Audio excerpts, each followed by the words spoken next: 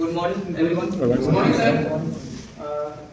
मेरा नाम डॉक्टर वीरेंद्र कुमार हुआ और मैं अभी डिप्टी प्रोजेक्ट डायरेक्टर जिला कृषि कार्यालय मधुबनी में पोस्ट हूँ। आज मुझे आप लोगों का 15 दिन का ट्रेनिंग कब से स्टार्ट हुआ है? 8 तारीख से शुरू हुआ। 8 को हुआ था, कुछ नहीं हुआ था, बस 8 को दिया जलाया था। 9 से शुरू हुआ है क्लास। तो 8 से हुआ, कितने क्लास हो गया अभी? चौथा 4 हो चुका है, आज चौथा है।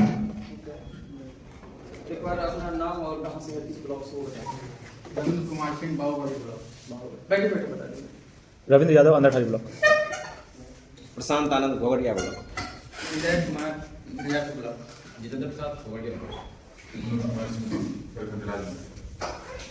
अमरेंद्र कुमार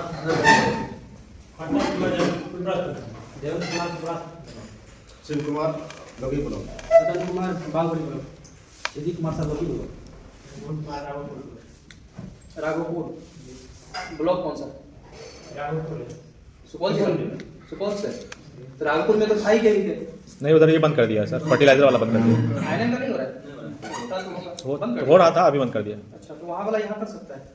कर रहा है ये लोग, पता नहीं यहाँ लाइसेंस मिलेगा कि नहीं, वो तो नहीं पता ये लोग को। अच्छा, लाइसेंस तो कहीं से ट्रेनिंग हो जाएगा। हाँ, ट्रेनिंग करते हैं। लाइसेंस नहीं है आपका? सुमित मधुप्रा।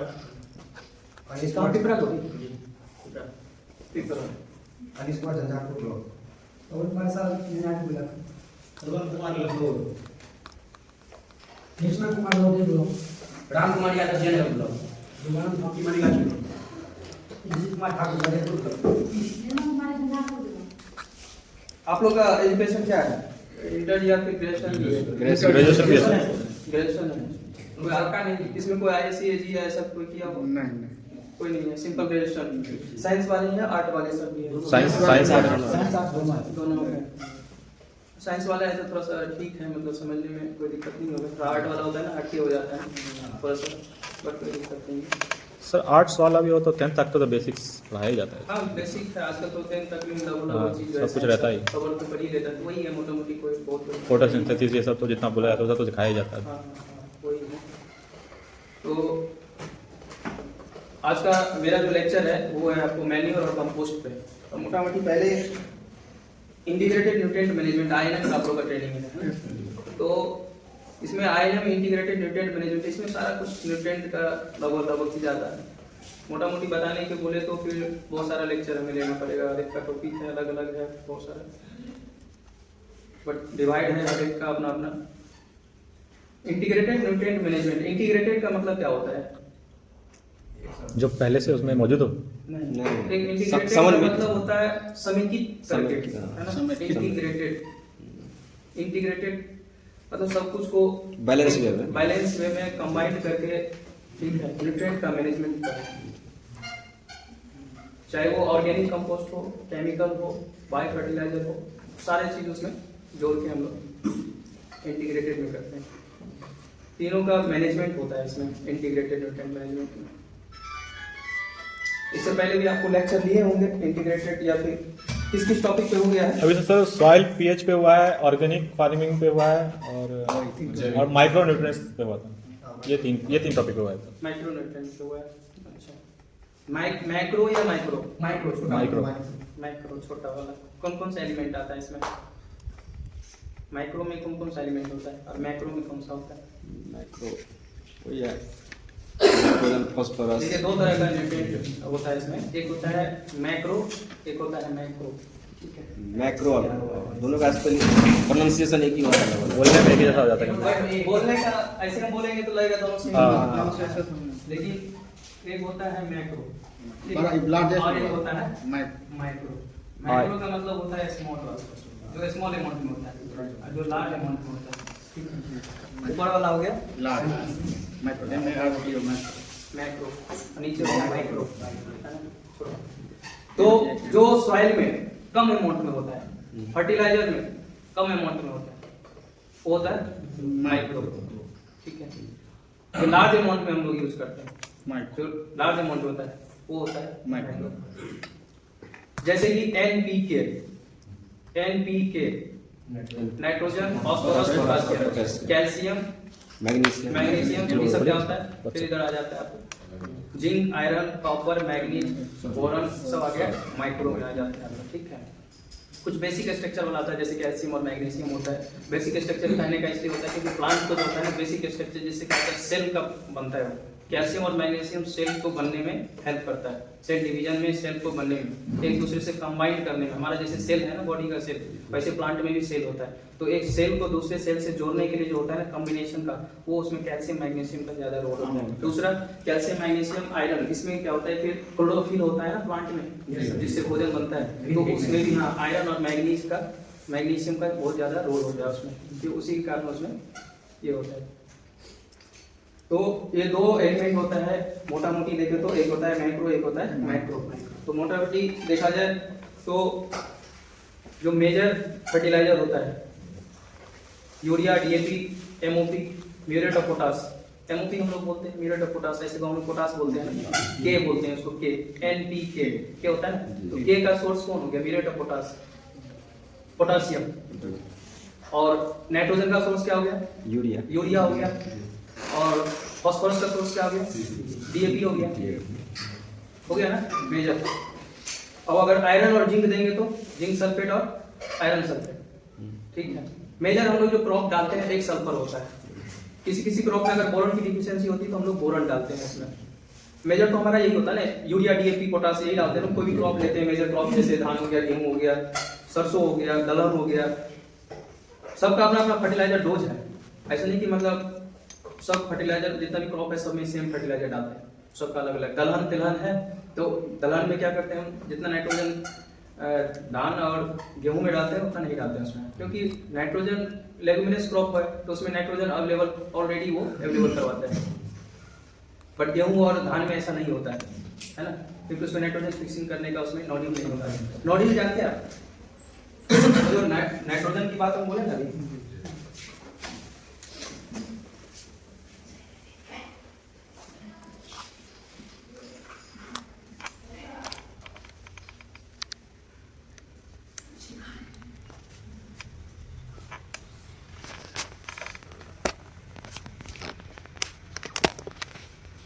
ये नोड्यूल होता है।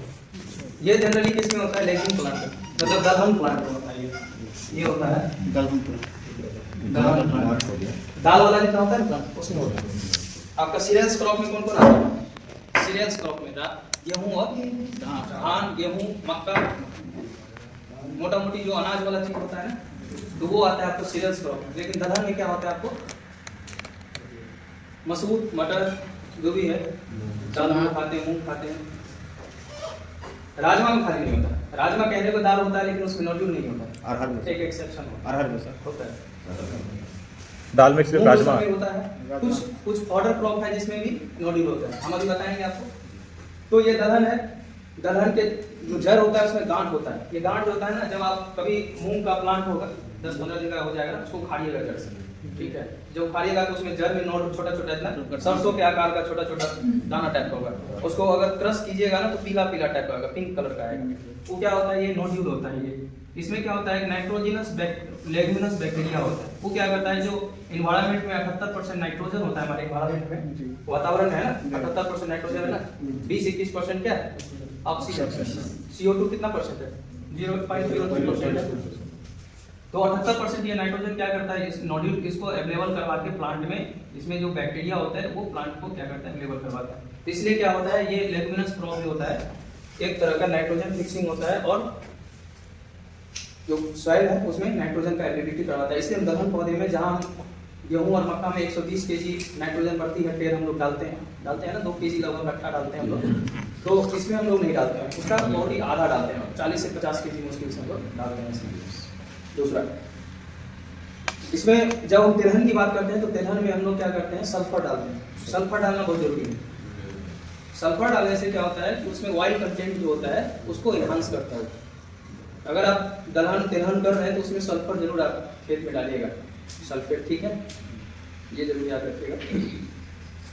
तो ये तो मोटा मोटी क्रॉप हो गया, मोटा मोटी हम बता दिए कि नाइट्रोजन का सोर्स क्या है, फास्फोरस का सोर्स क्या है, पोटासियम का सोर्स क्या है, आयरन, जिंक, मैग्नीज और सल्फर, ये मोटा मोटी है जो हर एक क्रॉप में। जैसे आप प्याज करते हैं ना, तो प्याज हो गया, लहसुन हो गया, इस सब में आप सल्फर एक बार जरूर डालेंगे खेत में सोइंग से पहले या ट्रांसप्लांटिंग करने से पहले।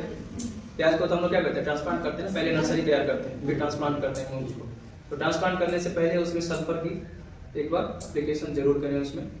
और गेहूँ है तो उसमें जब लास्ट प्रिपरेशन हो जाए बुआई का टाइम से पहले, तो उसमें DAP, यूरिया, MOP के साथ एक बार सल्फर को एप्लीकेशन करके फिर एक बार पाटा चला दें उस पर। पाटा चलाने के बाद फिर एक बार फिर से सीड सोइंग करें और फिर इसके बाद पाटा चला दें। तो क्या होता है कि फर्टिलाइजर के जो मिट्टी में होता है DAP क्या होता है, हमेशा DAP का एक कारण है कि DAP फर्टिलाइजर, ये जमीन है ना, जमीन के ऊपर DAP फर्टिलाइजर नहीं लगाना चाहिए, तो ये आपका कोई यूज का नहीं होगा। DAP हमेशा जमीन के नीचे जाना चाहिए, DAP हमेशा जमीन के नीचे जाना चाहिए ताकि जो प्लांट का जड़ वो है वो यहाँ तक इसको अवेलेबल कर सके। यूरिया आप ऊपर भी डालेंगे तो रिलीज होकर आपको इसमें चला जाएगा। मोबाइल होता है यूरिया, मोबाइल होता है, ई मोबाइल होता है, ठीक है। लेकिन फॉस्फोरस क्या होता है, आपका ई मोबाइल होता है। तो वो अगर आप ऊपर में डालेंगे तो यूज हो जाएगा, उसका कोई यूज नहीं है, ज़्यादातर आपका खाद बर्बाद ही होगा, ठीक है। इसलिए DAP को हम लोग जितना भी हो सके मिट्टी में डालते हैं ताकि मिट्टी में डालने के बाद सीड को फिर ऊपर से पाटा चला जाए तो मिट्टी के नीचे चला जाता है। तो जब जड़ का विकास होता है तो यहाँ तक चला जाता है। कभी कभी अगर आप लोग सब IML की ट्रेनिंग ले रहे हैं तो खाद दुकान के लिए ही करेंगे, फर्टिलाइजर शॉप के लिए, तो याद रखिएगा जब भी आपको ऐसा है तो फर्टिलाइजर के साथ साथ एक बायो फर्टिलाइजर आता है, ठीक है। बायो फर्टिलाइजर इसमें क्या आता है, बायो फर्टिलाइजर में एक TSP आता है, फॉस्फेट सोलाइजिंग बैक्टीरिया, ठीक है। एक होता है वैम आता है, वैम वेसिकुलस एल्विकुलस माइकोराइजा होता है। इसका काम क्या होता है, जो ये जड़ है ना, मान लीजिए ये जड़ है, ये जमीन के नीचे का जड़ है और फर्टिलाइजर आपका यहाँ पे, ठीक, और प्लांट का जड़ यहाँ पे फर्टिलाइजर आपका यहाँ, ये आपको फॉस्फेट फर्टिलाइजर है, ठीक, फॉस्फेट फर्टिलाइजर है। अब ये जड़ है यहाँ पे, लेकिन इस फॉस्फेट फर्टिलाइजर को जहाँ पर रखिएगा वहीं पे रह जाएगा, ये फॉस्फेट फर्टिलाइजर मूव नहीं करता है। तो ये प्लांट में आप यहाँ फास्फोरस डाले तो प्लांट का जड़ इसको अपटेक तो नहीं कर पाया, गया क्या इसके पास, नहीं गया ना, गया क्या, नहीं गया, तो इसको कैसे अपटेक करेगा। तो यही PSB जो होता है, फॉस्फेट सोलाइजिंग बैक्टीरिया, जब आप एप्लीकेशन करते हैं इसको किसी भी वर्मी कंपोस्ट के साथ एप्लीकेशन कर सकते हैं, गोबर के साथ मिक्स करके कर सकते हैं, या मिट्टी में मिला के इसको फील्ड में कर सकते हैं। तो हाँ, तो ये क्या करता है, एक इसके बीच में ये जड़ है ना और ये फर्टिलाइजर के बीच में एक फंगल टाइप का कॉम्बिनेशन करता है। फंगल जानते हैं, फंजाई कवक जो बोलते हैं हम लोग, जैसे आटा गूंथ के 2 दिन छोड़ दीजिए देखिएगा उसको फफूंद पकड़ लेगा, है ना। तो ये भी मिट्टी में क्या करता है, मिट्टी में इस तरह से ये फफूंद पकड़ लेगा, ये जो एप्लीकेशन करते हैं, जब फफूंद पकड़ लेगा तो ये दोनों के बीच में कॉम्बिनेशन कर दिया, इसके बीच में दोनों का कॉम्बिनेशन करके इसको क्या करेगा, अपटेक को बढ़ा देगा। इससे क्या होगा, जड़ इसको अपटेक कर लेगा।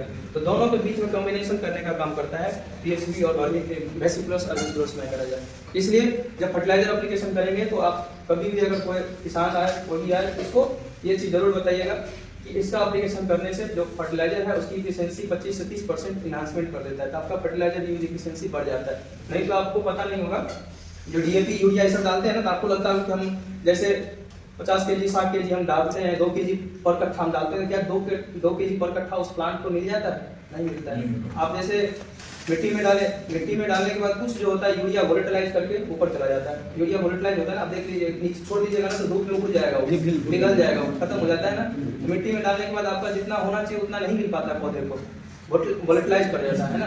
तो मुश्किल से 20 से 30% उसका एफिशिएंसी होता है यूरिया का। DAP का तो और भी कम होता है, 15 से 20% ही होता है। DAP डालेंगे जितना उसका मात्र 15 से 20% ही एफिशिएंसी होता है, प्लांट 15 से 20% ही उसका यूज कर पाता है, समझ रहे।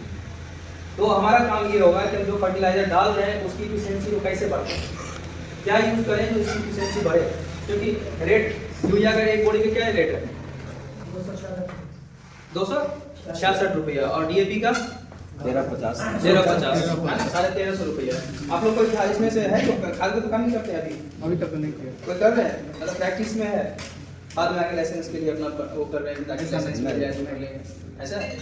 क्योंकि आप लोग यहाँ से कीजिएगा तो हमारे पास ही आइएगा, जी, इसलिए तो पूछ रहे हैं। सल्फर का एक्सटर्नल यूज कर सकते हैं, हाँ, सल्फर का एक्सटर्नल यूज कर सकते हैं, जैसे गेहूं में या धान में या अपने में। गेहूं में तो यूज कीजिएगा, और तिलहन वाले में तो जरूर यूज कीजिएगा। तिलहन वाले में तो मोस्ट यूज करना ही है, लेकिन यूरिया डीएपी डालने से नहीं होगा, सब पर याद रखिएगा आपको। कोई भी किसान आए उसको अगर फर्टिलाइजर पूछे कि कहाँ, अगर सरसों की खेती कर रहा है, सरसों हो, तीसी हो, जो भी हो, सनफ्लावर हो, कुछ में, तो उसमें सरसों का बोलिएगा सल्फर का यूज जरूर करें। आप लोग रिकमेंड कर सकते हैं कि अगर उसको नहीं पता है तो आपसे पूछेंगे ना बेस्ट क्या हो सकता है, तो आप बताएंगे ना भाई साहब ये चीज ले जाइए तो ये अच्छा रहेगा आपको, क्योंकि करते करते भी एक्सपीरियंस आ जाएगा आपको। सर आपके पास क्या कराने के लिए आना पड़ेगा? आप बोले आपके पास आना पड़ेगा, क्या कराने के लिए आना पड़ेगा? अभी जो खाद बीज का लाइसेंस लीजिएगा, एप्लीकेशन कीजिएगा, तो कहाँ से होगा? जिला कृषि कार्यालय से होगा, रहीका में जो है वहीं पे आप हैं? मधुबनी।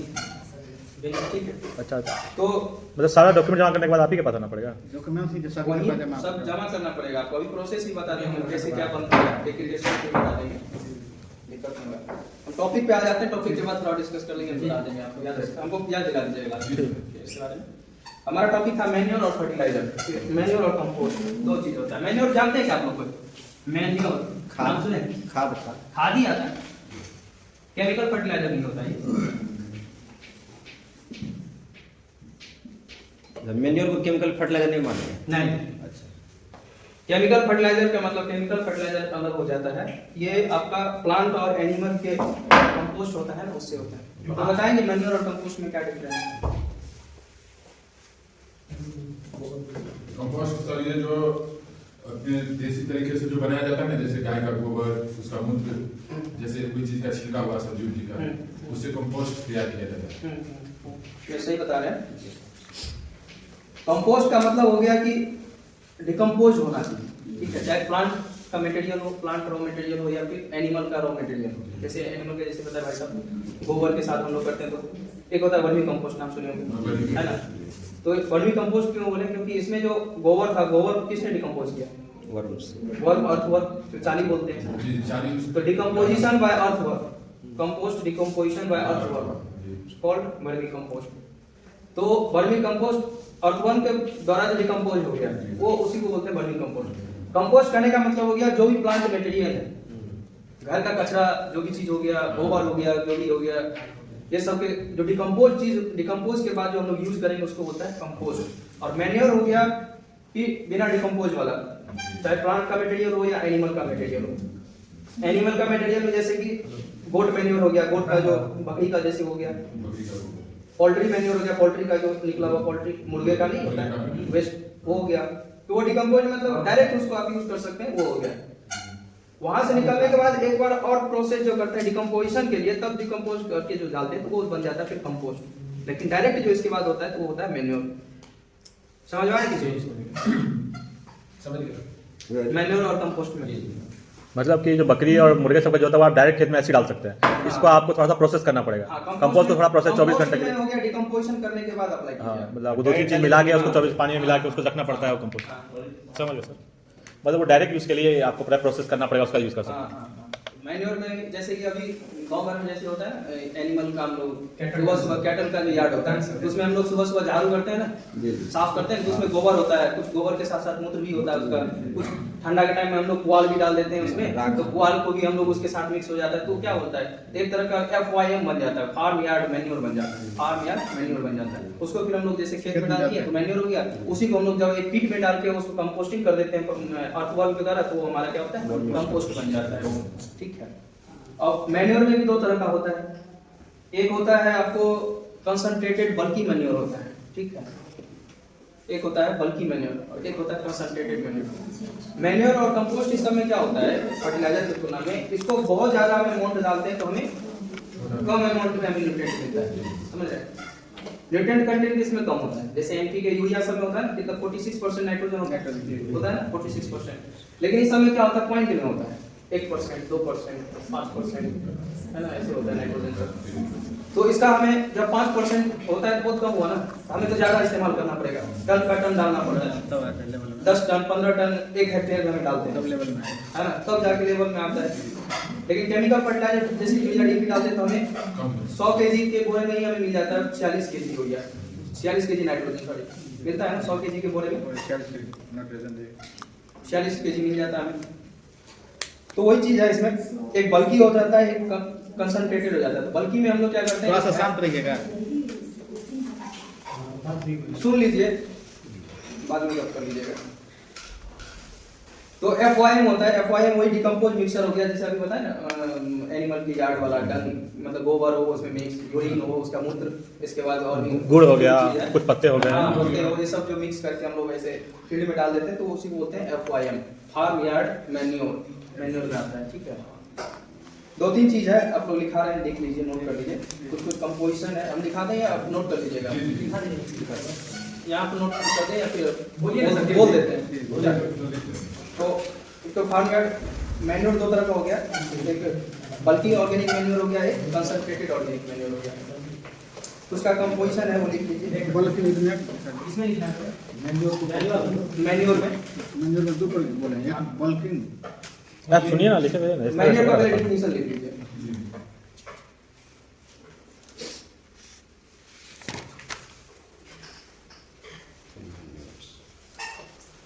बोले manure are defined as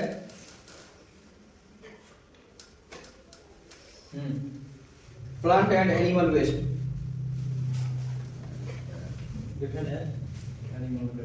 plant and animal wastage which are used as source of plant nutrient. Wastage के बाद क्या होता है? Wastage which are used as source of plant nutrient. देखिए मोटा-मोटी हमारा कहने का मतलब अगर थोड़े लिखिएगा तो कुछ बहुत ज़्यादा टाइम हो जाएगा, हमें नहीं बता पाएंगे, बोल ही देते हैं। तो लेकिन कुछ कंपोजिशन है वो आप देख लीजिएगा, लिखा रहे। तो 2 तरह का होता है इसमें, जैसे एक बल्कि हो गया, बल्कि का मतलब हो गया बहुत ज्यादा, मतलब हैवी मात्रा में उसको डालिएगा तब। कंसंट्रेटेड का मतलब कम अमाउंट में भी थोड़ा सा ज्यादा उससे होता है ज्यादा। कंसंट्रेटेड का मतलब कम अमाउंट में थोड़ा सा उससे ज्यादा होगा, बल्कि का मतलब बहुत ज्यादा उसमें दीजिएगा तब छोटा सा कम अमाउंट में आपको न्यूट्रिएंट मिलेगा, ये चीज होता है। बल्कि में आपको एग्जांपल हो गया FYM, फार्म यार्ड मैन्योर हो गया, बल्कि मैन्योर में।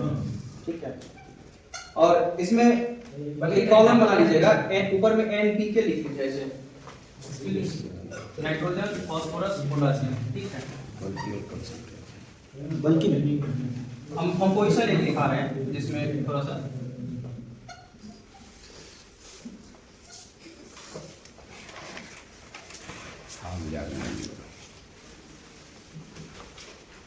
इसमें जो है 0.5, 0.2 और 0.5%।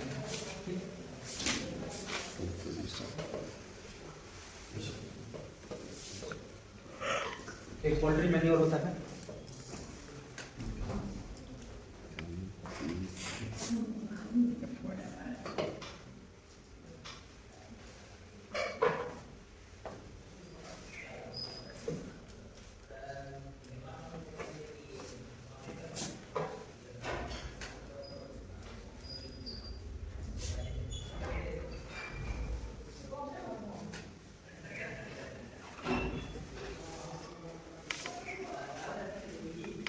सब परसेंटेज में। ठीक है, कितना परसेंट खेत को चाहिए होता है क्या सर? मतलब ये है कि अगर एक परसेंटेज करने का मतलब एक 100 kg डालते हैं तो इतना परसेंट 0.5% नाइट्रोजन, मतलब जैसे पता लगा हुआ। 100 kg यूरिया बोले 46 kg होता है। हाँ हाँ, ठीक है, तो इसमें इतना परसेंट इसमें नाइट्रोजन होता है। अच्छा, हाँ गोबर गोबर देंगे आपको हाँ हाँ 100 किलो तो मिलेगा। हाँ, अच्छा इसमें एक दो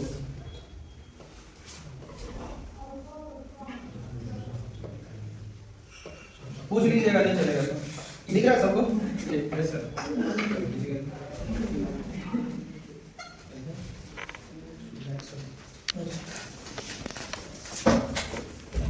ये सब मैन्योर है।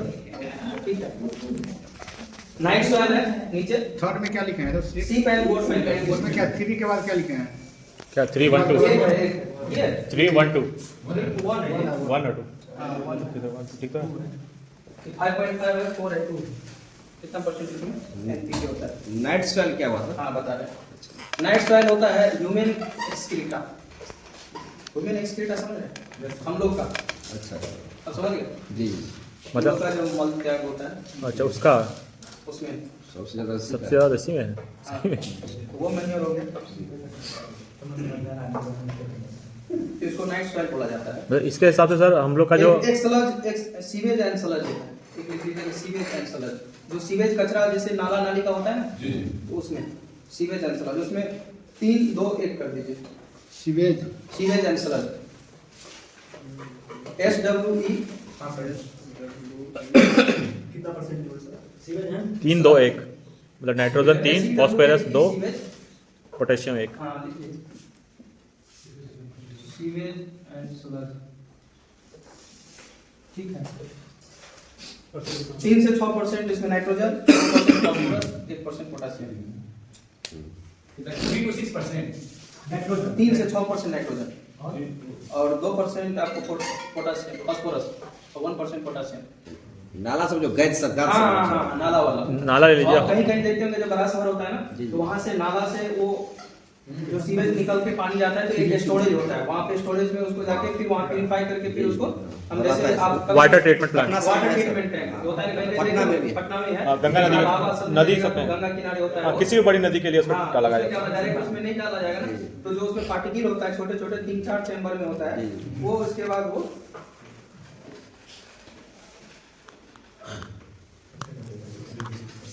तो उसको प्यूरिफाई करके उसको जो प्यूरिफाई वाटर होता है उसको फिर हम लोग गंगा या नदी रिवर जो होता है उसमें डाला जाता है। तो उसका जो नीचे गार्ड बचा हुआ सीवेज एंड स्लग वही हुआ उसमें का ये कंपोजिशन, क्योंकि उसमें घर का ही मटेरियल जाता है ना, हम लोग का मतलब किचन वाला वेस्ट घर का जो भी चीज होता है गंदगी वही सब जाके उसमें कंपोजिशन भी होता है। तो ये था हमारा कुछ इसमें एनिमल वाला चीज था, कुछ हमारे फार्म का कुछ मटेरियल के साथ था, मैक्सिमम एनिमल वाला था। और मैन्योर की बात करें तो इसमें एक आप लोग सुने होंगे ग्रीन मैन्योर, हरी खाद हरी खाद बोलते हैं ना, जी, जी। हरी खाद ग्रीन मैन्योर ढैंचा उचा ढैंचा ढैंचा होता है कच्चा मूंग का वो उसके भी है ना, ग्रीन मैन्योर होता है। ग्रीन मैन्योर हो गया प्लांट मटेरियल हो गया, plant undecomposed plant material, undecomposed plant material. Undecompose क्यों कहने का मतलब सड़ा गला, डायरेक्ट हम जो उस प्लांट को कट किए और उसमें खेत में डाल के उसको मिट्टी के साथ उसको मिला दिए, चाहे वो आपको मूंग हो, उड़द हो, ढैंचा हो, ढैंचा बोले ना भी तो वो एक पाउडर टाइप का क्रॉप हो गया, उसमें भी वही नाइट्रोजनस लेग्यूमिनस उसमें वो होता है नाइट्रोजन फिक्सिंग का, उसमें नोड्यूल होता है। कभी ढैंचा को खा के देखिएगा उसमें तो और भी ज्यादा रहता है, रूट हेयर सब भी जरा हैं? रूट हेयर सब भी जरा हाँ रहता है ना, तो वो ढैंचा हो गया आपको। तो मैन्योर के लिए ग्रीन मैन्योर हो गया, जो प्लांट जो अनडिकम्पोज्ड प्लांट मटेरियल होता है वो ग्रीन मैन्योर होता है। ग्रीन मैन्योर में जैसे ढैंचा, मूंग, उड़द और ये सब आ जाता है उसमें। इसको भी इसमें भी जो ग्रीन मैन्योर होता है इसको भी हम 2 तरीके से उसमें डिवाइड किए हुए हैं।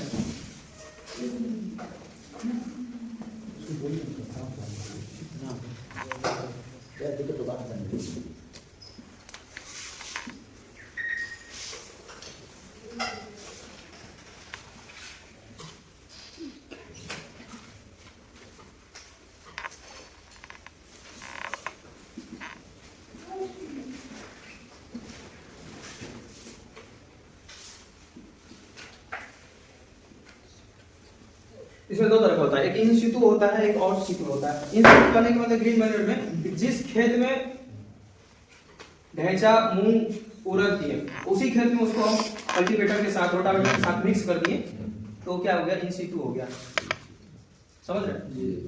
और इन सितु क्या होता है कि जैसे हम दूसरे फील्ड से प्लांट का रॉ मटेरियल लाए, पत्ते लाए, उसका डंठल लाए, जो मतलब प्लांटेशन वाले क्रॉप होता है उसका पत्ते ला के डंठल ला के हम दूसरे फील्ड में डाल के उसको फिर हम इनकॉर्पोरेट कर दिए, मिट्टी के साथ मिला दिए तो वो हो गया इक्स सितु, ठीक है। तो इसी को बोलता है ग्रीन लीफ मैन्योरिंग भी बोलता है इसको। ये ग्रीन लीफ इसको जो होता है ग्रीन लीफ मैन्योर भी होता है, ग्रीन लीफ मैन्योर। इसमें जनरली क्या होता है, हम लोग लीफ के पार्ट को ज्यादा यूज करते हैं इसमें, जैसे नीम की पत्ता हो गया, ठीक है। एक पोंगामिया होता है, नीम की खेती होता था पहले, उसका भी होता है, सेस्पेनिया होता है कुछ कुछ प्लांट का, और एक होता है आपको इंडिगो। इंडिगो जानते हैं क्या? इंडिगो अंग्रेज जमाना में बोलता था ना नीम की खेती होता है, नीम की खेती है ना। हम सर उसमें ऐसा क्या होता है सर, वो अंग्रेज जब होता था नीम की खेती हमारे यहाँ बहुत ज्यादा होता था, पश्चिमी चंपारण के हाँ वहीं पे उसी पे हुआ था ना क्रांति। हाँ वहीं पे। सर उसमें ऐसा क्या होता है जो बहुत जल्दी बंजर बना देता है जमीन, उसके पौधे में होता क्या है, वो क्या देता है? हाँ उसमें ऐसा केमिकल होता है जो पौधे को धीरे धीरे न्यूट्रिएंट फीडिंग बहुत ज्यादा उसमें है। अगर बराबर अब कोई भी फसल को आप कीजिएगा, इसलिए हम बोलते हैं कि 2 फसल जब लगाएं इसमें राइस और व्हीट जब भी लगाएं तो इसके बीच में एक पल्स क्रॉप जरूर डालें, दलहन पौधे। इससे क्या होता है, जो मिट्टी होता है ना उसकी उर्वरा शक्ति को बनाए रखता है, क्योंकि जब भी दो क्रॉप लेते हैं, हम लोग मैक्सिमम तो 2 ही क्रॉप लेते हैं ना, गेहूं धान गेहूं। कभी मक्का करते हैं? नहीं करते। आज इस बार हम मक्का पे ज्यादा इसलिए जोर दे रहे हैं क्योंकि हमारा लास्ट जो बारिश हो गया तो अभी भी पानी है कहीं नहीं खेत में, तो लोगों के पास सब उपाय है नहीं, क्योंकि अब जो गेहूं सोइंग करेंगे अभी भी 10-15 दिन टाइम लगेगा, पानी है उसमें, कब जुताई होगा, कब मिट्टी सूखेगा, कब सोइंग करेंगे। और लेट होता है गेहूं की, अगर 15 दिसंबर फर्स्ट वीक तो चलेगा, 15 ऐसे यहाँ इधर तरफ लास्ट 20-25 दिसंबर तक भी सोइंग होता है। लेकिन गेहूं में अगर जैसे अगर एक दिन भी अगर 15 जून के बाद फर्स्ट दिसंबर इधर लेट स्विंग होता है, लेकिन एक दिन भी जितना भी लेट होगा तो उतना ही उसमें कुंटल उसमें उत्पादन घटते चला जाता है। क्यों? हमारे यहाँ जो पंजाब हरियाणा में 50 से 60 कुंटल जाता है प्रति हेक्टेयर, इससे भी ज्यादा जाता है। और हमारे यहाँ एवरेज कितना 30 से 35 है ना, इससे ज्यादा होता है नहीं, क्यों नहीं होता है? रीजन टाइमली सब अच्छा पहले हम इसको बताते हैं फिर उसका रीजन बताएंगे। तो 2 क्रॉप के बीच में जो होता है कभी भी एक पल्स क्रॉप को हमेशा लगाएं। अब जब हम अभी गेहूं की फसल हो जाएगा, गेहूं की फसल हम लोग कब काट लेंगे? अप्रैल में। अप्रैल 10 तारीख तक हो जाता है, हार्वेस्ट कर लेते हैं, नहीं कर लेते हैं? 10 तारीख तक हार्वेस्ट कर लेते हैं, अब हम तब पिएंगे 2 मिनट लगेंगे, लीजिए बन गया, रख लेते हैं तो ठंडा आ जाएगा। पी लीजिए सर, हम लोग वेट कर लेते हैं। तो 10 तारीख तक हमारा हार्वेस्ट हो जाता है ना। तो 10 तारीख का हार्वेस्ट हो जाएगा तो हमारे पास क्या बच जाएगा? अप्रैल हो गया, मई हो गया, जून हो गया, जुलाई हो गया।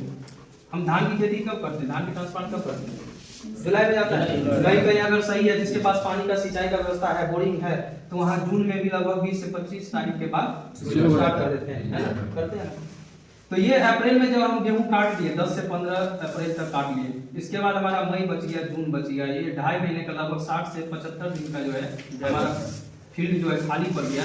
इसमें क्या डालेंगे? फिर खाली है आपका, यूज तो करना है हमें, आपका जमीन है, आपको भाड़ा नहीं ले रहा है, तो आपको लग रहा है कि हमको घाटा नहीं है, लेकिन आप एक तरफ से देखिए कि आपको 2.5 महीने का घाटा अगर खेती पे डिपेंडेंट है तो है ना। तो 2.5 महीने में आपको क्या लगा सकते हैं? मूंग लगा सकते हैं ना, मूंग की क्रॉप लगा सकते हैं, तो इसमें मूंग आप लगा दीजिए। 2.5 महीने तक 2 तोड़ कीजिएगा तो जून आ जाएगा, जून में क्या कीजिए, इसको उसी खेत में इंकॉर्पोरेट कर दीजिए, तो आपका खाद बन गया। तो 2 फसल के बीच में हमारा तीसरा क्या हो गया? पल्स क्रॉप हो गया। दलहन का दलहन हो गया, आपका मिट्टी को जो मिलना चाहिए नाइट्रोजन वो भी मिल गया, सॉइल का जो उर्वरा शक्ति है उसको भी बढ़ा दिया। बराबर अगर आप केमिकल फर्टिलाइजर डालते हैं तो उसमें क्या होता है? धीरे धीरे बंजर होते जा रहा है, मिट्टी देखिएगा कॉम्पैक्ट हो जा रहा है, हार्ड होते जा रहा है मिट्टी, है ना। लेकिन अगर यही हम ऑर्गेनिक चीज सब मिलाते जाते हैं, ये पौधे सब, जैसे ढैंचा हो गया, उसी बीच में आप ढैंचा भी लगा सकते हैं। धान की फसल जब वो लगाने वाले ट्रांसप्लांट जब नर्सरी लगाते हैं तो उसी टाइम में साथ में ढैंचा भी उसी टाइम में बोइए आप, जिस खेत में आप धान लगाएंगे। ढैंचा मैनेजर नहीं बोलते हैं, मैनेजर।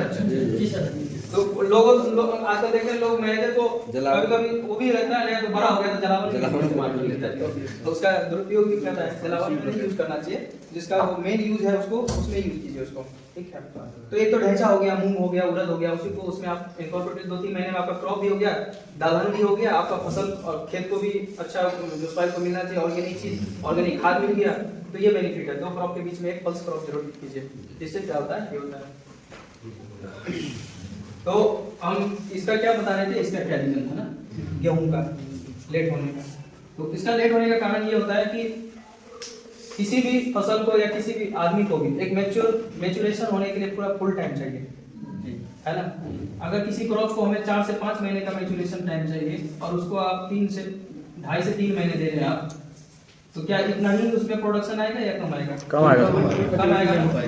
अगर हम 4 से 5 महीने क्रॉप देते हैं तो इसको परिपक्व होने का पूरा फुल टाइम मिलता है। एक प्लांट में कम से कम 5 से 7 कल्ले जरूर आएगा गेहूं में, क्योंकि उसको फुल टाइम मिलेगा न्यूट्रिशन। लेकिन वही अगर कम टाइम होगा तो उससे क्या होगा? गेहूं की सबसे बड़ा फसल ये गेहूं में ये है कि इसका टेम्परेचर पे बहुत ज्यादा वेरी करता है। अगर दिसंबर में आप सोइंग करेंगे 15 दिसंबर के बाद, तो क्या होगा? टेम्परेचर 10 डिग्री 12 डिग्री ऐसे चला जाएगा, इससे कम जाएगा। जो जर्मिनेशन होगा खेत में वो भी क्या होगा? कम हो जाएगा, कम होगा ना। इसको अच्छा जर्मिनेशन के लिए कम से कम 15 से 20 डिग्री 22 डिग्री टेम्परेचर चाहिए, ठीक है। तो जब हम 15 नवंबर और फर्स्ट वीक दिसंबर तक में करते हैं तो हमारा टेम्परेचर भी सही रहता है लगभग, तो जर्मिनेशन भी अच्छा होता है। और इसके बाद हमारा फुल टाइम लगभग 4 से 5 महीने का क्रॉप बन जाता है। तो इसको बहुत ज्यादा अच्छा मैच्योरेशन के लिए जो टिलटिंग स्टेज होता है, इसका टिलटिंग जो काला निकलने वाला स्टेज होता है, इसमें फुल टाइम मिलता है। इसको जब फुल टाइम मिलता है तो इसमें ब्रांच भी ज्यादा होता है ना। लेकिन वही कम टाइम मिलेगा तो उसमें ब्रांच कम होगा। देखिएगा जरूरी नहीं कि इसमें जितना ये निकला हुआ है तो उसमें इतना पेनिकल भी निकल जाएगा। कभी देखे नहीं सर। अगर 5 इसमें निकला तो मुश्किल से 3 से 4 में ही निकलेगा। 3-4 में भी देखिएगा 1-2 में छोटा ही हो जाएगा, 1-2 बड़ा होगा, होता है। लेकिन यही अगर इसमें भरपूर अगर टाइम मिलेगा तो इसमें लगभग भरपूर सब चीज आएगा। अगर 8 करने भी है तो इसमें से 6 में तो जरूर दाना आएगा।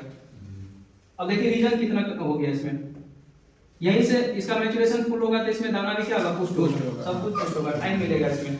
यहीं से यही कारण है कि पंजाब हरियाणा में होता है खेती टाइम पे होता है, इसलिए उसको पूरा टाइम मिलता है खेती का, इसलिए वहाँ प्रोडक्शन क्या होता है, ज्यादा होता है हम लोग के तुलना में।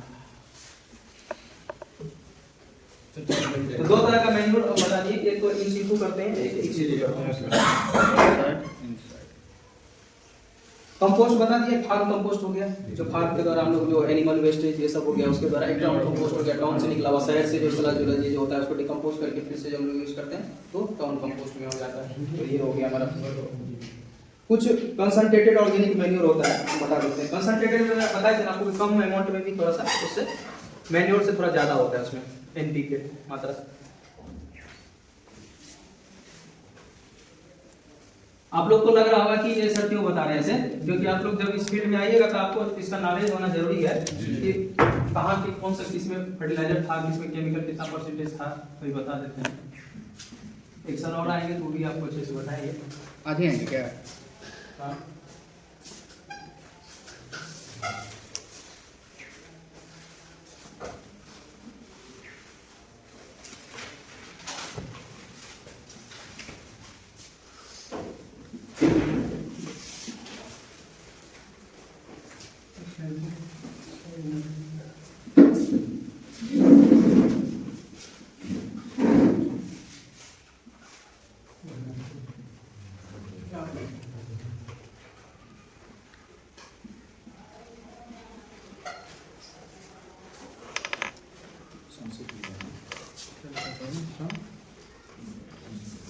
सम हैम्प लिखा हुआ सर, HUMP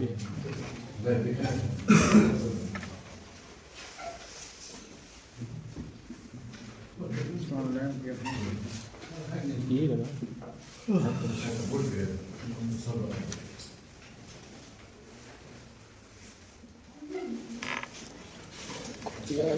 ग्रीन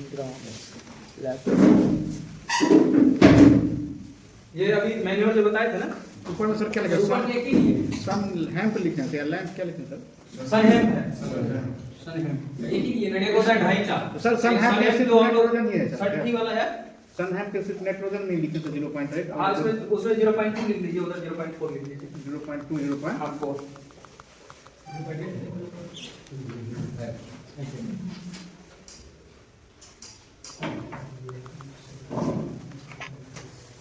सेकंड में क्या है? ढांचा है। ये जो मैन्योर है, कंपोस्ट अभी बताए थे ना, मैन्योर ग्रीन मैन्योर है, तो ग्रीन मैन्योर के सब हम लोग यूज करते हैं। तो कितना ग्रीन मैन्योर में कितना परसेंट नाइट्रोजन है, कितना फास्फोरस है, कितना पोटेशियम है, ये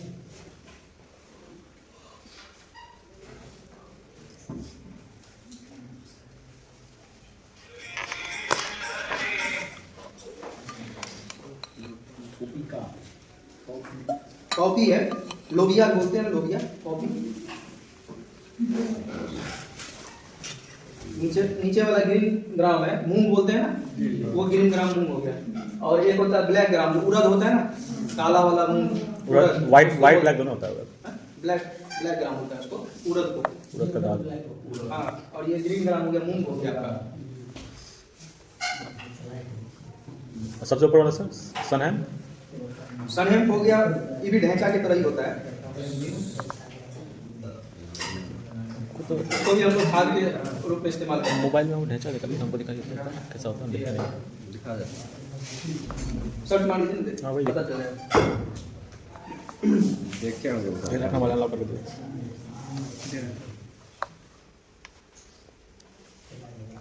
मिटा दे। Yes sir.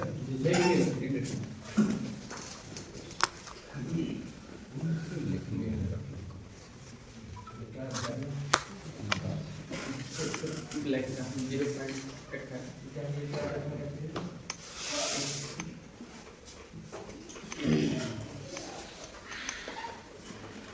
मैनेजर बोलता है उसको।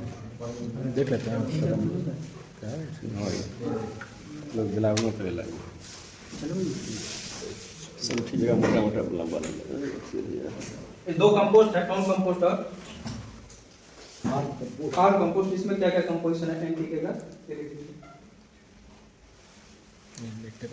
सर 5 नंबर क्या है? Black green.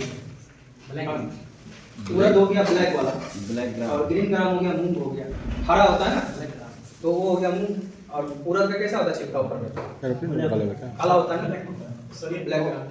तो कंपोस्ट में 1.4 दिया ऊपर वाला मिटा दे।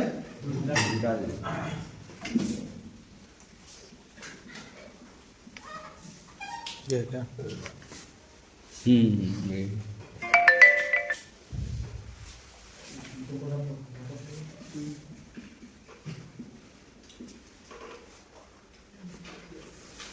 इसको खेत में उगाते हैं? धान का तरफ नहीं देखे हम नहीं देखे हम तो साइड नहीं होता हमारा तरफ होता है। हम खुद लगाते हैं इसमें। धान लगाने से 1 महीना पहले मिट्टी में मिला दीजिए बीजा करके। अच्छा तो उगने दीजिए धान तो पहले चला दीजिए इसको। मिल गया सर के खाद, हरा खाद हुआ।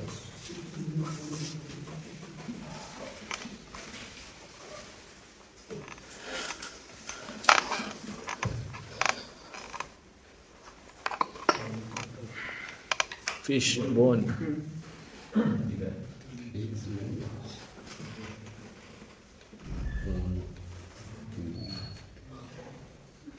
रॉबिन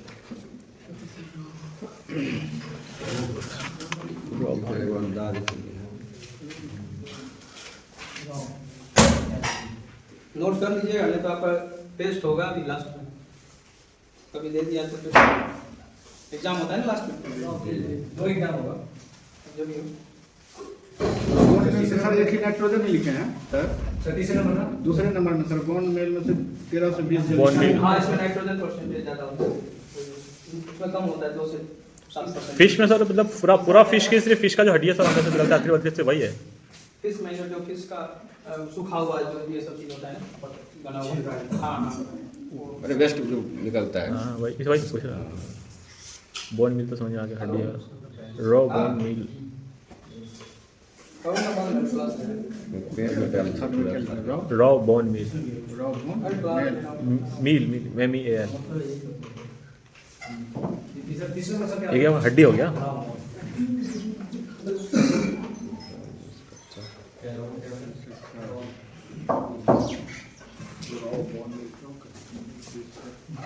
और मतलब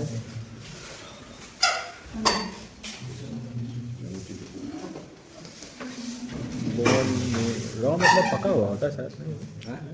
रॉ में कच्चा। बोन मिल और रॉ बोन मिल लिखा है तो बोन मिल भी तो कच्चा ही हुआ। सर बोन मिल और रॉ बोन मिल में क्या फर्क है?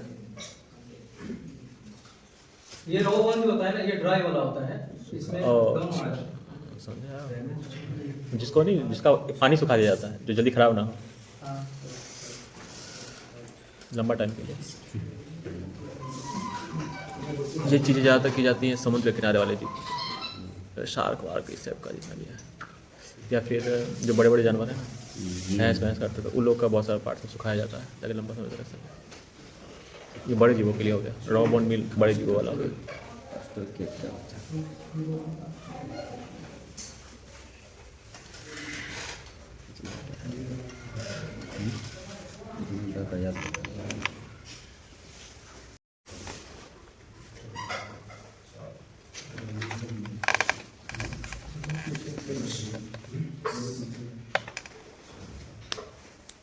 ठीक है,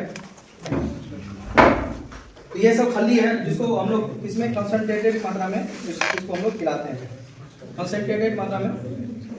तो एक था बल्कि था, एक कंसंट्रेटेड था ना, आप लोग देख लीजिए कि बल्कि में बहुत सारा चीज होने के बाद भी बहुत कम मात्रा, इससे भी कम था ना उसमें परसेंटेज नाइट्रोजन का, तो 0.5 कंसंट्रेट वाला में थोड़ा सा ज्यादा होगा और इसमें थोड़ा सा नाइट्रोजन ये सब भी कंटेंट जो है हमारा न्यूट्रिएंट कंटेंट भी बढ़ गया। तो अलग अलग हमारा न्यूट्रिएंट का जो सोर्स है प्लांट में डालने का, सॉइल में डालने का अलग अलग यूज है, अलग अलग उसमें न्यूट्रिएंट कंटेंट है, किसको कहाँ डालेंगे। जैसे हम लोग रैपसीड खली डालते हैं ना, खली हम लोग जैसे प्याज की खेती करते हैं ना तो उसमें भी खली डाल के हम लोग करते हैं, क्योंकि खली में क्या होता है पता है आपको, सल्फर कंटेंट होता है। अभी आपको पहले बोले थे ना सरसों की जब खेती कीजिएगा तो उसमें क्या होगा, सरसों सल्फर डालने के लिए बोले थे ना, क्योंकि तिलहन पौधे के लिए सरसों सल्फर होना बहुत जरूरी है, ठीक है। तो वही सरसों में जब सल्फर डाले तो सल्फर का कंटेंट किस में आया, खल्ली में आया ना, तो वही फिर से हम उसको कहाँ चला गया, फिर से मिट्टी में डाले उसको, सब घूम फिर के जाएगा वहाँ पे, फिर घूम के उसी में आएगा, है ना, साइकिल बनेगा। ये बता ग्राउंड नट के क्या है ये सब दूसरे सैफ फ्लावर भी ऑयल के लिए यूज होता है। जैसे सूरजमुखी होता है ना, तो सूरजमुखी का प्लांट जो होता है बड़ा होता है, बट सैफ फ्लावर का छोटा होता है। उसमें सैफ फ्लावर सूरजमुखी की तरह छोटा छोटा फूल होता है, जस्ट छोटा छोटा। इसका ऑयल बहुत ही महंगा होता है इसका, और ये शरीर के लिए, स्वास्थ्य के लिए बहुत ही बेनिफिशियल होता है। बहुत सारी बीमारी में इसका यूज होता है, कोलेस्ट्रॉल कम करता है, ये सब जो है इसमें। इसका इन सब का मतलब छिलका सब डाल देने, खेत से डालने में बहुत फायदा छिलका जो होता है उसका खल्ली से हम लोग, जैसे मूंगफली का भी छिलका हो गया, मैन्योर के कंपोस्ट के रूप में। मूंगफली सनफ्लावर सब का छिलका जितना बच जाता है वो खेत में डाल दीजिए जरूरत के साथ। खल्ली छिलका नहीं है। मतलब हाँ वो छिलके को तोड़ तोड़ के मतलब भूसा बना के उसी करके। हाँ। तो ये था आपको मैन्योर और कंपोस्ट का मेन चीज, ज्यादातर यही था इसमें। कुछ फर्टिलाइजर है, जैसे फर्टिलाइजर करने का मतलब क्या होगा, इसमें केमिकल फर्टिलाइजर हो गया।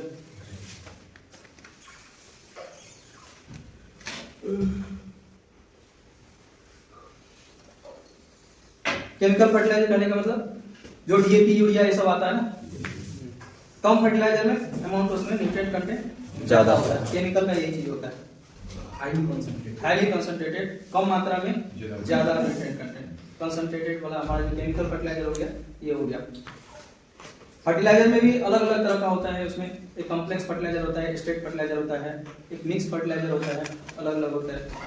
स्टेट फर्टिलाइजर कहने का मतलब कि उसमें एक ही मेजर न्यूट्रिएंट कंटेंट होगा, एक ही मेजर न्यूट्रिएंट कंटेंट हो गया।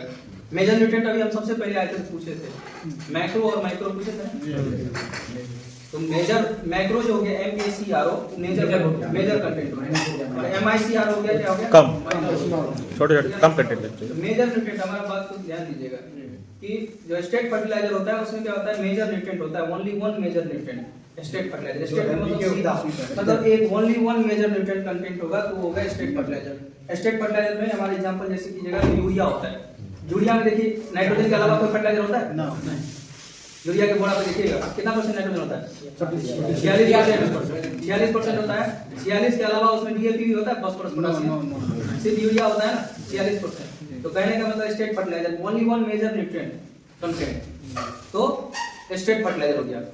एक होता है आपको कॉम्प्लेक्स फर्टिलाइजर। कॉम्प्लेक्स फर्टिलाइजर करने का मतलब उसमें 1 से 2 मेजर न्यूट्रिएंट, 1 से 2 मेजर न्यूट्रिएंट। जैसे डीएपी हो गया, डीएपी में क्या क्या होता है, नाइट्रोजन और फास्फोरस होता है ना। कितना परसेंट नाइट्रोजन, कितना परसेंट फास्फोरस होता है? 18-46 रहता है सर।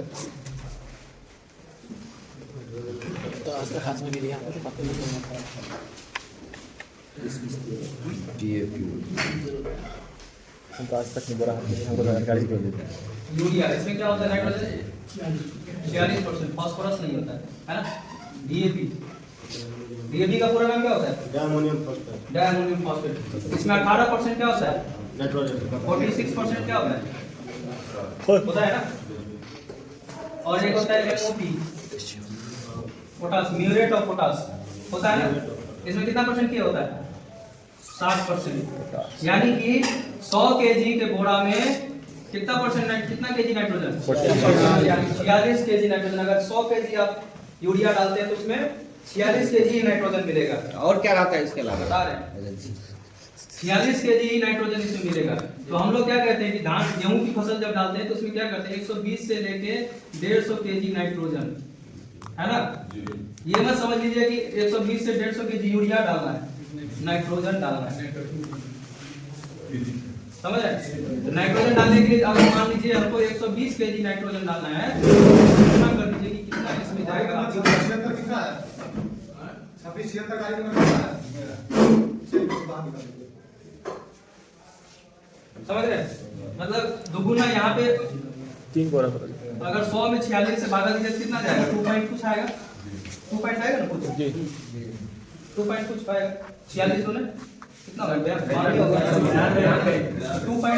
करके कुछ आएगा। जब भी आपको मल्टीप्लाई करना हो, अगर मान लीजिए 46 केजी नाइट्रोजन है तो इसको 2 से भाग दे दीजिएगा, तो इतना केजी मान लीजिए आपको वो डालिएगा यूरिया, तो फिर इतना केजी आपको ये मिलेगा। अगर 100 केजी डालना है तो 100 उससे मल्टीप्लाई कर दीजिए 2.1 से, तो 100 को दुगुना कीजिएगा तो 200 कुछ आएगा, तो उतना केजी आपको 100 केजी नाइट्रोजन मिल जाएगा। समझ रहे?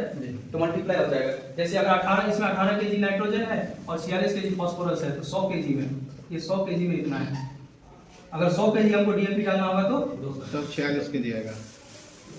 यदि 46 किलो फास्फोरस चाहिए तो 100 किलो डीएपी देंगे। हाँ, लेकिन अगर हम यहाँ पे फास्फोरस अगर मान लीजिए 100 केजी चाहिए तो मल्टीप्लाई हो जाएगा, उसको गुना कर दीजिएगा, ऐसे भागा दीजिएगा ना, तो ये आपको मल्टीप्लाई हो जाएगा। उसको 100 के लिए कर दीजिए तो दुगुना रेट हो जाएगा।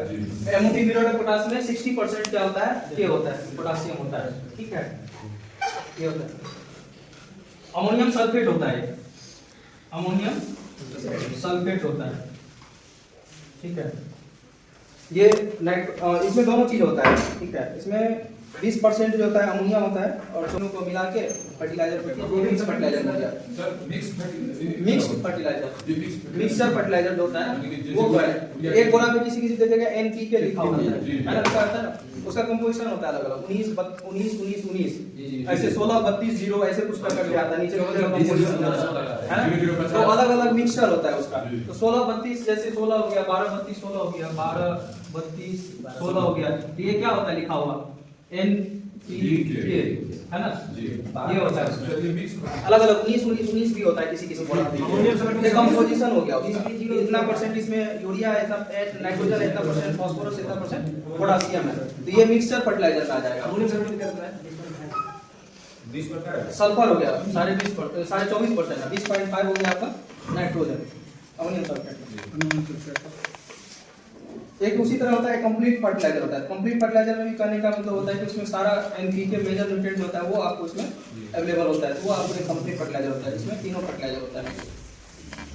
इसी में कभी कभी आप लोग को थोड़ा जानकारी लेना चाहिए, क्योंकि अगर शॉप खोलेंगे तो आपको थोड़ा जानकारी चाहिए। एक होता है लो ग्रेड फर्टिलाइजर, एक होता है high grade fertilizer, high analysis fertiliser.